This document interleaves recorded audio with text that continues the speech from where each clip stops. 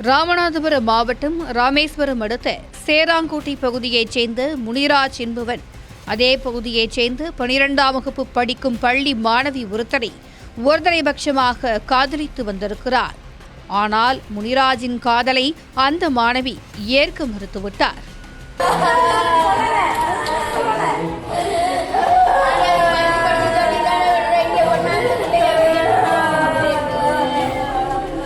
பல முறை வற்புறுத்தியும் தனது காதலை ஏற்க மாணவி மறுத்துவிட்டதால் ஆத்திரமடைந்த முனிராஜ் மாணவி பள்ளி செல்லும் போது வழிமறித்து தன்னை காதலிக்கும்படி மீண்டும் வற்புறுத்தியிருக்கிறார்.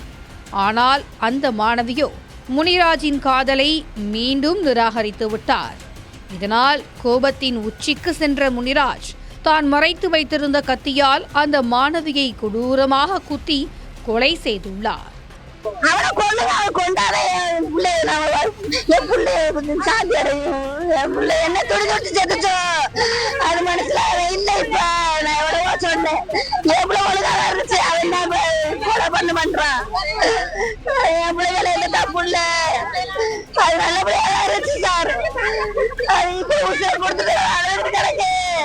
அவன் நல்லா படிக்கிறவன், அவன் படிச்சு பார்க்க பெரிய ஆளாக்கன்னு ஒரு ஆசையில படிக்க வச்சேன்.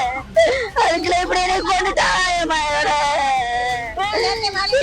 அவனை கொல்லுங்க, அவனை கொண்டா மட்டும்தான் அவசரம் சாந்தி மாணவியை கொன்ற கத்தியோடு அதே இடத்தில் நின்றிருந்த முனிராஜை போலீசார் கைது செய்து காவல் நிலையம் அழைத்துச் சென்றனர்.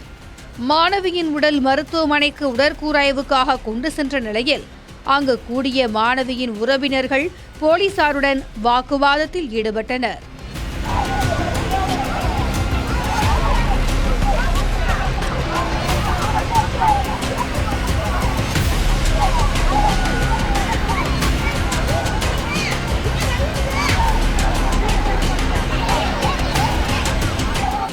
இதற்கிடையில் முனிராஜுக்கு உரிய தண்டனை வழங்க வேண்டுமென வலியுறுத்தி மாணவியின் பெற்றோர் சாலை மறியலில் ஈடுபட்டனர். பட்ட பகலில் பள்ளி மாணவி கொல்லப்பட்ட சம்பவம் தமிழ்நாடு முழுவதும் பெரும் அதிர்ச்சியை ஏற்படுத்தி உள்ளது. தமிழ்நாட்டில் பெண்களின் பாதுகாப்பு கேள்விக்குறியாகிவிட்டதாக எதிர்க்கட்சிகள் குற்றம் சாட்டியுள்ளன.